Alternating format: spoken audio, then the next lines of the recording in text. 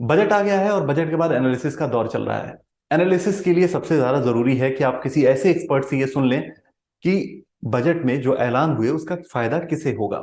तो हमारे साथ हैं केआर चोकसी सिक्योरिटीज के MD Devendra sir. Devendra sir ने कई सालों तक बजट का बहुत बढ़िया एनालिसिस किया है और उससे शेयर्स निकाले हैं, सेक्टर्स निकाले हैं।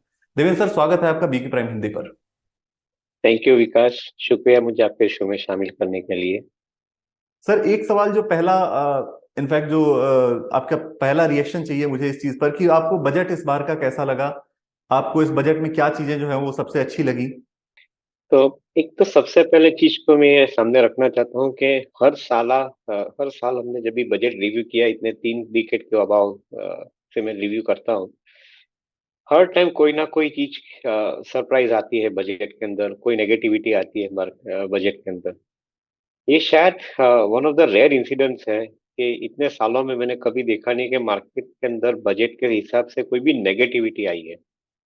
So that means there is no negative in the budget which is positive, as I always call it as.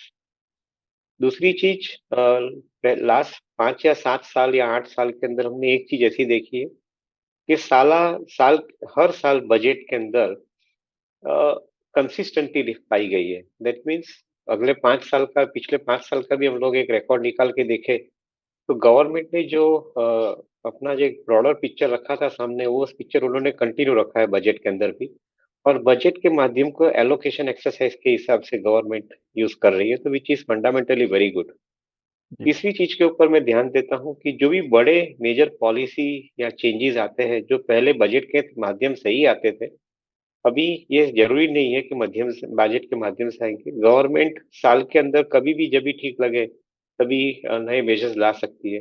जैसी गति शक्ति योजना है, कि नेशनल लॉजिस्टिक पॉलिसी है, या फिर that matter I think whatever other infrastructure initiative government has taken from time to time.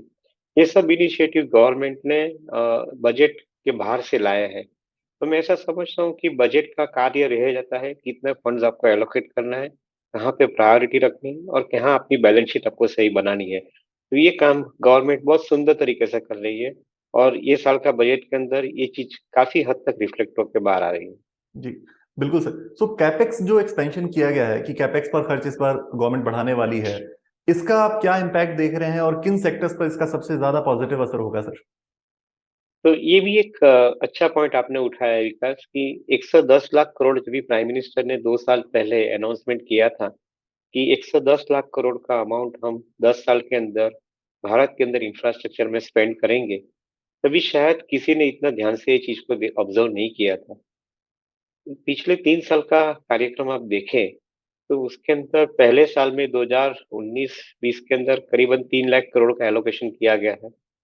2021 के अंदर या 21-22 के अंदर मेरे ख्याल से 7.5 लाख करोड़ का एलोकेशन किया गया था। और ये समय के अंदर ये 23-24 का जो पीरियड है उसके अंदर अलोकेशन किया गया है 10 लाख करोड़ का। विच मीन्स कि 110 लाख करोड़ का जो टोटल इन्वेस्टमेंट करना है, उसमें 3 साल के अंदर करीबन अपने ऑलरेडी 20 लाख करोड़ के आसपास का अमाउंट अनाउंस कर चुके हैं और स्पेंड करते जा रहे हैं। Already 1/5 of that particular amount in 3 years time has already been announced for spending. Last year का भी जो 7.5 लाख करोड़ का अमाउंट अनाउंस किया था, काफी हद तक उसके अंदर प्रोग्रेस हुआ है। करीबन 8,700 प्रोजेक्ट्स है जिसके अंदर ये फंड्स डिप्लॉय हो रहे हैं। मैं ऐसा मानता हूँ कि बहुत बड़ी हैवी लिफ्टिंग कही जानी चाहिए कि एक तरफ गवर्नमेंट इतने बड़े कार्यक्रम को इम्प्लीमेंट कर रही है। 8,700 प्रोजेक्ट्स पूरी कंट्री के अंदर इम्प्लीमेंट करना ये कोई छोटी सी बात नहीं है, क्योंकि उसके लिए काफी हद तक मैनेजमेंट रिसोर्सेज भी लगते हैं अपार्ट फ्रॉम एक्सपर्टीज। तो ये सब चीज को ध्यान में रखते हैं तो मेरे ख्याल से हम ऐसा समझ के चलते हैं कि पूरे इंडस्ट्रियल सेक्टर को यहाँ पे बेनिफिट हो रहा है। ना कोई एक या दो सेक्टर को बेनिफिट मिल रहा है, पूरे के पूरे इंडस्ट्री को बेनिफिट मिल रहा है यहाँ पे। आप मटेरियल सेक्टर को देखें, कमोडिटी सेक्टर को देखें, इंडस्ट्रियल कैपिटल गुड सेक्टर को देखें, कंस्ट्रक्शन सेक्टर को देखें, हाउसिंग के साथ में जुड़े हुए जो भी क्षेत्र को देखें, या even for that matter commercial vehicle, farm equipment जैसे क्षेत्र को देखें, क्योंकि अलग अलग माध्यम से ये फंड स्पेंड किए जा रहे हैं, तो definitely each one of them are receiving significantly large amount of orders. तो ये हर क्षेत्र के अंदर मेरे ख्याल से आपको काफी हद तक अच्छी इन्फ्लुएंस मिल रही है ग्रोथ की तरफ से देखा जाए तो। मेरा जी ऐसा मानना है कि ये कार्यक्रम की शुरुआत हुई है। 10 साल का कार्यक्रम के अंदर आपको जैसे जैसे बेनिफिट मिलते जाएगा, ऐसे आप यहाँ पे लंबा ग्रोथ दे सकते हैं। जी सबसे बड़ी चीज को उसके अंदर मैं एक जुड़ता हूँ यहाँ पे, कि जब से गवर्नमेंट ने ये इंफ्रास्ट्रक्चर स्पेंडिंग का अमाउंट अनाउंस किया है, तभी से हर साल गवर्नमेंट के पास रेवेन्यू का कंट्रीब्यूशन बढ़ के आया है। डायरेक्ट टैक्स और इनडायरेक्ट टैक्स दोनों के अंदर नए फंड्स आए हैं। तो ये एक बहुत बड़ी बात है। ऑलरेडी हमारे देश के अंदर करीबन 30 लाख करोड़ के ऊपर का टैक्स कलेक्शन सालाना एस्टैब्लिश हो चुका है। ये साल के अंदर करीबन उसका ग्रोथ मेरे ख्याल से 15% के आसपास आना चाहिए। जी क्योंकि 10.5-11% का आपने टारगेट किया है बजट के अंदर ग्रोथ का, नॉमिनल जीडीपी का, तो मेरे ख्याल से 15% के आसपास average realisation in the tax collection आना चाहिए। तो I think this are all some of the very positives on the infrastructure side. Okay sir, एक चीज जो जिसका इम्पैक्ट नेगेटिव दिखा इंश्योरेंस सेक्टर पर, सो बजट में ऐलान हुआ कि 5 लाख से ज्यादा अगर सालाना प्रीमियम कोई भरता है तो इंश्योरेंस के मैच्योरिटी पर जो इनकम होगी उसमें टैक्स एग्जेम्पशन का फायदा नहीं मिलेगा। तो इसका स्टॉक पर काफी नेगेटिव इम्पैक्ट इमीडिएटली देखने को मिला। क्या आपको लगता है कि इंश्योरेंस सेक्टर पर इसका लॉन्ग टर्म में उसकी बैलेंस शीट पर, इंश्योरेंस कंपनियों की बैलेंस शीट पर असर होगा? और जो निवेशक हैं जिन्होंने इंश्योरेंस कंपनियों के शेयर खरीदे हैं, उनको ऐसे में क्या करना चाहिए? तो इसका एक सीधा जवाब ऐसा है कि अगर आप साल का 5 लाख का प्रीमियम क्यूमुलेटिवली पे करते हो, तब तक आपको रिसिप्ट के अंदर कोई टैक्स नहीं लगता है। अगर आप 5 लाख के ऊपर का प्रीमियम पे करते हो, तो उसके बाद का जो प्रीमियम पे किया उतनी रिसिप्ट के ऊपर आपको टैक्स लगेगा। अगर मैं दूसरी तरह से बात को देखूं, तो जो एवरेज टैक्स पेयर है, जो एवरेज मिडिल क्लास है, उनके लिए साल का 5 लाख का इन्वेस्टमेंट शायद है ही नहीं। वो हर अपनी लाइफ को प्रोटेक्ट करने के लिए जो इन्वेस्टमेंट कर रहा है इंश्योरेंस के अंदर, उसको वहां पे तो टैक्स एग्जम्पशन एनीवे मिल रहा है। ये टैक्स जो एप्लीकेबल हो रहा है, जो सेविंग लिंक इंश्योरेंस प्रोडक्ट है, जो पार बेस इंश्योरेंस प्रोडक्ट है, उसके लिए एप्लीकेबल हो रहा है। तो वहां पे इन्वेस्टर आ जाता है, वहां पे इंश्योरेंस लाइफ प्रोटेक्ट करने के लिए नहीं आता है। वो insurance is a smaller component, investment is a larger component. तो फाइनेंस मिनिस्टर ने ये चीज को प्लग किया है, ये लूपहोल था, ये लूपहोल को आपने प्लग किया है। तो ये एक तरीके से उसका कोई गलत इम्प्लीमेंटेशन नहीं हुआ है। दूसरी तरफ देखें तो जो बड़े पॉलिसी होल्डर्स है, जो बड़ा प्रीमियम भरते हैं, वो ऐसे भी टैक्स भरने की क्षमता रखते हैं, तो वो टैक्स भर सकते हैं जब ये फंड्स उनके हाथ में आते हैं तो। और as such I think we should remember, जैसे मैंने एक्सप्लेन किया, कि वो सेविंग फंड्स है, उसके ऊपर आपका टैक्स इम्प्लीकेशन हो रहा है। अगर आप इक्विटी के अंदर long term capital gain tax देख सकते हो, अगर आप इक्विटी के अंदर short term capital gain tax देख सकते हो, अगर आप इक्विटी के अंदर सिक्योरिटी ट्रांजैक्शन टैक्स दे सकते हो, तो क्यों आप इंश्योरेंस के अंदर आप जब इन्वेस्टमेंट करते हो, लाइफ प्रोटेक्ट करने की बात नहीं है, लाइफ प्रोटेक्शन को आपको टैक्स एग्जम्पशन मिल ही रहा है। अब जब भी इन्वेस्टमेंट कर रहे हो इंश्योरेंस के अंदर, तो उसके अंदर आपको टैक्स भरने की कैसे तकलीफ हो सकती है?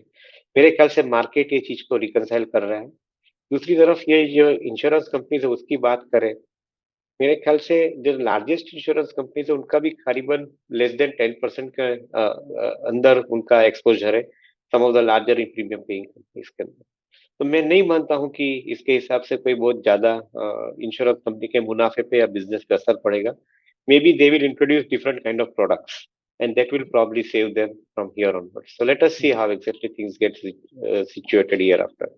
ओके सर, आपने मिडिल क्लास की बात की कि मिडिल क्लास के लिए जो अभी भी इंश्योरेंस प्रीमियम जो है वो एग्जाम्प्ट है क्योंकि वो 5 लाख से कम है।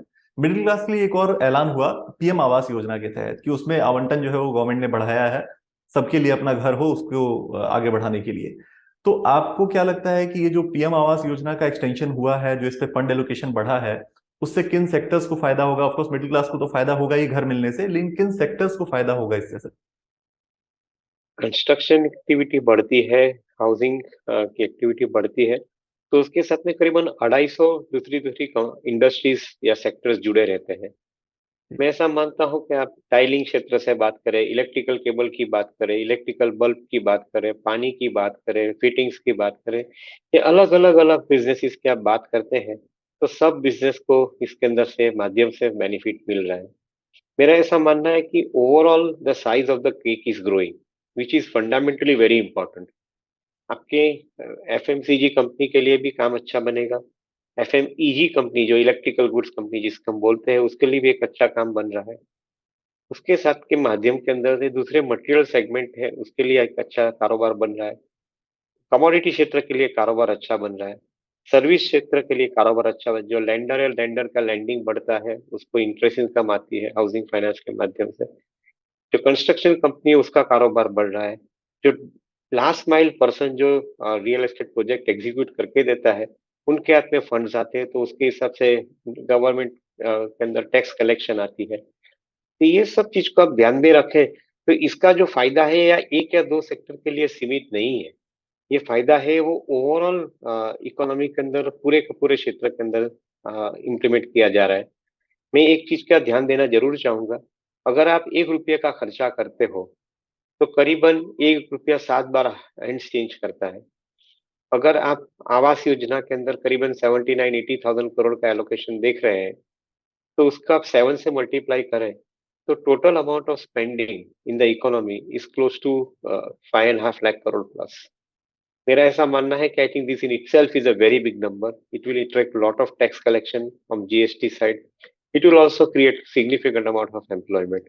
तो ये चीज को आपको अच्छी तरह से देखना चाहिए, ओवरऑल इकोनॉमी के लिए ग्रोथ का फैक्टर है ये। जी।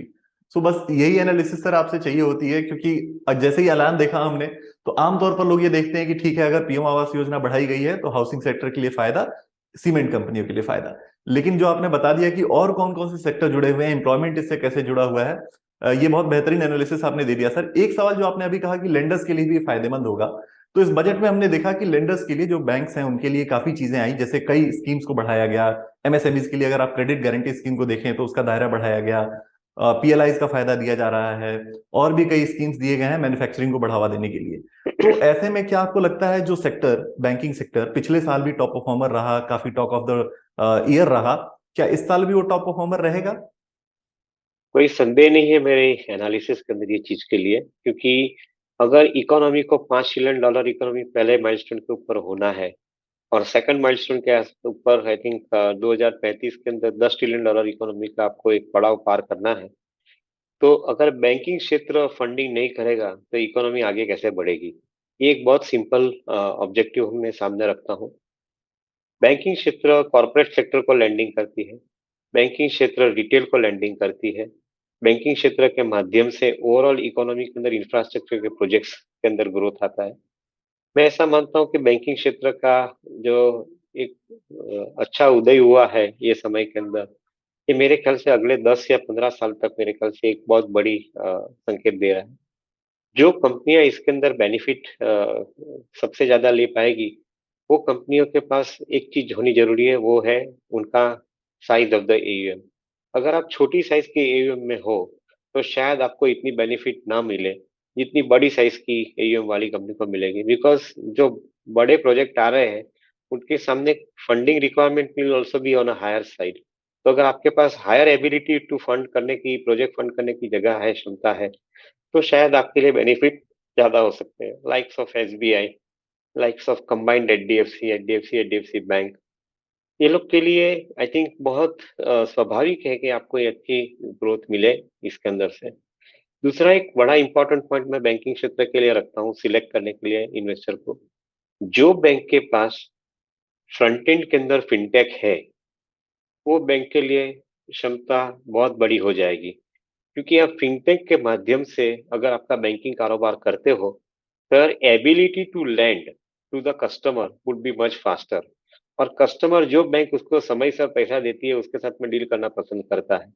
तो मेरा ऐसा मानना है कि फिनटेक के माध्यम से डील करने वाली बैंक के लिए ये बहुत सुंदर समय हो सकता है, क्योंकि एक तरफ उनकी लोन प्रोसेसिंग कॉस्ट घट सकती है जिसका बेनिफिट कस्टमर को मिल सकता है, दूसरी तरफ आई थिंक वो फास्टर प्रोसेसिंग ऑफ लोन करते हैं तो कॉम्पिटिटिव एडवांटेज उनका बढ़ जाता है।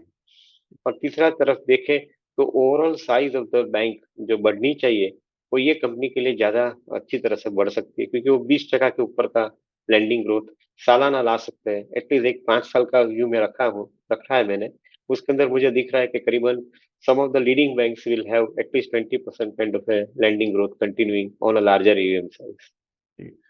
सो साफ है कि देवेंद्र सर का मानना है कि इस दशक के लिए जो है बैंकिंग सेक्टर जो है वो एक थीम है, और काफी फायदा मिलेगा गवर्नमेंट की इन सारी स्कीम्स का।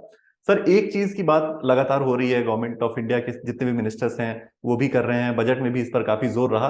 पीएलआई, मैन्युफैक्चरिंग, मैन्युफैक्चरिंग से पीएलआई जो गवर्नमेंट देने वाली है उसका दायरा इस बार बढ़ाया गया है। तो जो इमीडिएट बेनिफिशियरीज होंगे वो कौन से सेक्टर्स आपको लगते हैं जिनको इमीडिएट बेनिफिट मिलने वाला है पीएलआई स्कीम का दायरा बढ़ने से? अगेन मेरा ऐसा मानना है कि पीएलआई स्कीम के माध्यम से ओवरऑल इकोनॉमी का फायदा है, इंडिविजुअल सेक्टर या कोई एक पर्टिकुलर कंपनी का फायदा नहीं है, मैं ऐसा मान के चलता हूँ।